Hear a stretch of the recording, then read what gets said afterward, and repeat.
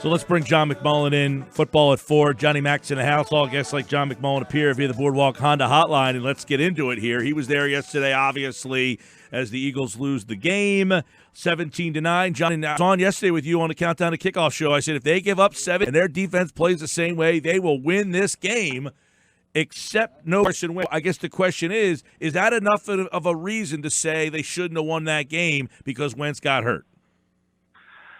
Well, I think they had opportunities. So you get down inside the red zone, and you have 2 opportunities, 2 fourth-down plays potential there. So they were in the football with Josh McMullen in a very difficult circumstance, and obviously they couldn't finish drives and couldn't finish it off and couldn't win the football game. And I think the disappointing part is, if everything goes the same way and Carson Wentz is out there, they're probably going to win that game. But people also have to realize, you play a different way when the other quarterback is out. So there's a lot of dominoes that can fall if that play doesn't happen, if Carson's in the game. So you never know if things are going to go the exact same way. In fact, they're not. So it depends how you spin it. I think overall, I think they fought hard, and you saw the emotion from a number of players, especially Josh McCown, crying as he comes off the field. They left it all out there, and that's what Josh said, and that's all you can ask for. Yeah, I know, obviously. You can't fault them for losing with the backup quarterback, 40 years old, playing out there. Offensively. However, you can second guess a little bit here, right? And I want to get your opinion. I said earlier I would have kicked the field goal both times and make it 17-12 and then 17-15. And my reasoning is it gives me another opportunity to either kick a third field goal to win the game or score a touchdown to win the game, as opposed to they went to score the touchdown, which would have only at best allowed them to tie the game both times. Yeah, I'm not going to fault Doug Peterson for one of his greatest strengths, and that's for being aggressive. And I think you see it all over the league. I think, in the game earlier, you saw – the only reason the Saints had a chance is because of how cautious Minnesota was late in that game. So I think that's the way the analytics tell you to go. That's the trend of the league. The Eagles have been at the forefront of that, being aggressive in those types of situations. It's worked out for them more than not. Yesterday it didn't. And that's what I always say. You can make the right decision, bad things happen. Mm-hmm. But if you make the right decisions consistently, you're going to win out more often than not. So I'm never going to criticize him for being aggressive in those types of situations. I thought it was the right decision both times. Yeah, I said I wasn't killing him for it. It's just something that you're playing with your backup, you're struggling to score, maybe just take the 3 points and make it, give yourself a couple more opportunities. Basically extend the game a little bit. It felt like that last 7.5 minutes, they were playing to score a touchdown and get the 2-point conversion, which seemed like wasn't going to happen the way their offense was going. Yeah, and I get it, and I understand it, and there is a different variable. It is different, and that's what maybe the analytic crowd doesn't understand, is that the variables do change. It's not the same as having Carson Wentz in the game. So maybe there is more to say about being more cautious in that type of situation. But as far as a coach and as far as the DNA and what he believes, and he believed in the backup quarterback, and the backup quarterback was playing pretty well, as I said. So you put more stress on the defense. Maybe I see it certainly on the 4th and 4. And by the way, that's a good play call, and it should have been a first down. The pass could have been better, but Miles got both hands on it. He should have caught the football. It's a first down. We're not talking about this. Who knows what happens? But so execution is a part of it as well. The 4th and 7, that just didn't work. Play was a disaster. They had an alert at the line of scrimmage. Doug said 2 players didn't get the alert or didn't run the right routes. So that was a cluster, what. But it always comes down to execution in this league. John, do you think that Jim Schwartz did the right thing in going with the cornerback selections that he did? He didn't play Sidney Jones much. He didn't play Rasul Douglas. He decided to play Maddox on the outside again, and he gives up a lot of inches, obviously, to DK Metcalf. Yeah, I thought he did. Avonte gave up the one, obviously, to DK, and the other one was really at the end of the game. That was Marcus Epps and Jalen Mills. So I get it because, one of the reasons Avonte doesn't play outside to begin with is because of his size limitations. But I think as you go throughout the season, coming off last week, week 17, I'm talking about, and the way Cre'Von LeBlanc played, I think you wanted him on the field. And if you want him on the field, he's going to be in the slot. Mm-hmm. And then you got to kick Avonte. And I think Avonte has played better overall than Rasul Douglas and Sidney Jones. So you play your best players. But that's been a common theme throughout the season. Mm-hmm. Every single one of those names has gotten beat deep and pretty consistently. I mean, you talk about two common themes with the Eagles' defense. One, they stop the run. That's the good one. B, they get beat outside down the field. And that's the bad one. Right. I feel like one of the takeaways from the season for at least the team is that they can't, I know that's an injuries you can't control, but they really cannot allow themselves to be in a position again where they're trying to make the playoffs with guys people have never heard of dominating the roster. I mean, I know they tried to be a deep team, and it's not, I'm faulting Howie altogether, but we talked during the middle of the year about, look for certain guys on practice squads then, or make some moves earlier. I feel like that should be their takeaway, is to not have to be in that position ever again. Yeah, I mean, part of it is just bad luck. I mean, you got to be honest when you have injuries. But part of it, the part they can handle is the roster. You look back in hindsight, was certainly too old. And obviously, as you age in this league, you're more susceptible to injuries. So that's a part of it. That certainly the organization can take some or shoulder some of the blame at least. Carson Wentz plays a perfect example. It takes a lot of luck to win in this league, and people don't like that word, and I understand why. But that's just, you can't foresee that. That's just bad luck. That's what it is, and sometimes that's what injuries are, and especially in the modern NFL, because you do have concussion protocols, whereas, back in the day it was called getting your bell rung and you can collect yourself and go back in the game. You can't do that now. They take your helmet away, they rule you out. So it's a different game from a preparation standpoint, from a coaching standpoint, because you have to adjust right away to these types of issues. And it happens to every team, everywhere, every game, every week. And some injuries are more difficult to deal with others, obviously. But the Eagles had great attrition, and for the most part, they fought hard, and I think they did better than most people expected. John, I think one of the biggest positives you could say of the season has been Malcolm Jenkins and his ability to not miss any time, and that's been pretty much a consistent with him, especially in his recent history of his career. He comes out and says, I'm definitely not coming back on this contract. So is that the number one priority for the Eagles right now moving forward, or not so much? Well, he's not a free agent, so it's tough to say it's the number one priority, but that's a difficult decision for them. And Malcolm's 32 years old. He's going to be 33 in December of next year. And part of what you just said is what makes it a difficult decision. That's sort of the irony of this league, the fact that he is an Iron Man. He's never missed a game since he signed with Philadelphia. He barely misses a snap. Played 100% in 2018. He was over 99% this year. He never misses practice. The only time he missed practice is when he stayed away from voluntary workouts to say he wasn't happy about his contract.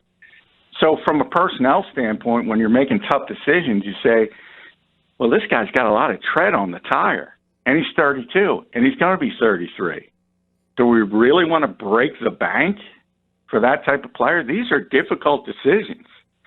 You can go sentiment and say, Malcolm certainly deserves it. There's no question about that, but sentiment gets you in trouble. We've seen that with this team time and time again. So that is a decision which I do not envy that they have to make, because when you talk about it just from a football standpoint, he's still their most valuable defender. Fletcher Cox is the best defender, but he's their most valuable. Played 7 different positions, never misses a game, never misses a snap, but at some point, 32 with that much mileage, if you sign him to 4 or 5 years, I guarantee he's not going to be Malcolm Jenkins at the end of that deal. Right. Yeah, they're in a tough spot on that one. And I guess, Jason Peters yesterday said, I want to come back and I'm ready to play another 1 or 2 years. So, and John, as well as anyone, the relationship between him and Laurie, how does Laurie look at Peters in the face and say, I can't bring you back here again? Yeah, same thing, sentiment, and even maybe more so because, I've always joked the Eagles flow chart goes Jeffrey Lurie, Jason Peters, Howie Roseman, then Jim Schwartz, then Doug Peterson. But that's how big of an impact Jason Peters has on this team and has on this organization. But he's 37 years old, and it's another. You can play a little bit older on the offensive line than versus, say, defensive back, where you got to run around, you got to be a thoroughbred. But still, playing left tackle, that's old. And he's still a top 10 left tackle. He's still better than Andre Dillard. I always talk about context in this league. Eagles fans look at Jason Peters, says he isn't very good. And what that tells me is they don't watch a lot of other teams, because there aren't a lot of left tackles better than Jason Peters still. But you got to make difficult decisions, and you already have the heir apparent in-house, and you got to make room for Andre Dillard. So it's difficult. You think there's any happy medium here? Do you think Jason absolutely needs to start to be happy? Or could he be a swing tackle guard backup, but also somebody who's used 5 to 8 snaps a game and 13 personnel? Like, can they convince him to bring him back like that, and he's still on a team that competes for a Super Bowl? I don't think so. He's got too much pride. And number one, the coaching staff, if he is back, they'll say, well, he's the best player, so we're going to put him out there. I think the only way that could work, and this is a bigger possibility than people realize, is if Jason Kelce retires, and then you have the domino effect, and Isaac Seumalo moves to center. Maybe you can convince Jason Peters to move into left guard and start there and have Andre Dillard at left tackle. That's the only way I could. He's going to be a starter in this league. He's too good of a player. And if it's not here, it's going to be somewhere else. So if they're going to make room, I think it would have to be in that direction. And the Eagles don't want Jason Kelce retiring, so they don't want that to happen. Let's put it that way. Johnny Mac's with us, of course, the closeout to yesterday, the game, and then, of course, they got a lot of offseason stuff. I want to go back to the Clowney hit and, how that affected the game and your opinion on, everybody seems to think, there should have been a fine. He should have been ejected, and why wasn't it a penalty? Regardless, Wentz was injured and not coming back. So how will that whole thing – how did it affect the game, number one? And number two, how should it have been handled? Because it seems that a lot of people think he should have been, ejected. There should have, at the very least, been a penalty. Yeah, I'm not in that camp. There should have been a penalty in the modern NFL. But as you said, Mike, that if it's officiated correctly, and I put that in quotations, you get 15 yards, the quarterback's still out of the game. So that's where I say it's just bad luck. So maybe it helps you on that drive, but it's not going to help you long term because, unfortunately, Carson suffered the concussion. But this is what the NFL has created with the modern product. You have this outrage calling this guy the dirtiest player in the history of the game. And, I mean, does everyone forget history? It's not even a decade where Sean Payton was banned for a year and his coaching staff banned for parts of his coaching staff banned for 2 years for putting a bounty on Brett Favre in the NFC Championship game, and on 13 instances trying to cripple a 40-year-old man on purpose. and people are calling Jadeveon Clowney, who can't be a human joystick at 6'5", 270, as the dirtiest hit in the game. And I was talking to Jeff. We were walking to our cars together yesterday. I just said to Jeff, imagine if that was Josh Sweat on Russell Wilson, and he got thrown out. Right. Eagles fans would have been incensed. I mean, imagine same exact play. John Runyon. I love John Runyon. He was never trying to maliciously hurt people on the football field, but he threw as illegal of blocks as you can ever imagine. And Eagles fans loved him. One of the dirtiest players ever. Absolutely. So, but he was not trying to hurt players in dirty. You would just get beat. So you do what you got to do. You throw an arm out there. You throw a leg out there. That's what NFL players do. Well, and I say a lot. The instincts come in. Right. In a football play moving that quickly, your instincts just take over. The instinct isn't, I'm trying to hurt this guy. It's, I got to get this guy down through hell or high water. Right. And your instincts are just, here's a guy who starts diving forward. You're diving at him where you think he might be, and he happens to be a little lower than, and your helmets connect. I mean, so I don't think Clowney was maliciously trying to injure him. However, I do think there should have been a penalty, and he'll probably be fined. Of course. Yeah, I do think, as I said, in the way the NFL has legislated this, there should have been a penalty. I don't even know if he's going to get fined, to be honest. And I don't know if he's deserving of a fine, but that could happen. He's certainly not going to get suspended. Again, going back to the fault, what you said at the start here, Mike, is that you get an extra 15 yards, but the quarterback is still concussed. And you still lose him for the game, and that's that bad luck I was talking about. And it's a difficult thing to overcome. The Eagles couldn't overcome it. So I understand the emotion of being upset. But even Jason Peters, he said he was mad at first, but he knows Jadeveon Clowney's friends with him. He took him at his word. I guarantee when we get to talk to Carson Wentz, he will not call it a dirty play. Yeah. I just know he won't. What do we know about? Because it wasn't. What do we know about Wentz and what happened? And I mean, he stayed in for another play. He actually completed a pass, and then after that, there were some reports about like his wife having to come down, and that he was really not good in the blue 10. I mean, is there any information that we do know about how Wentz is now? I mean, I think he seemingly was okay today, right? Yeah, he was fine today. We saw him in the hallway.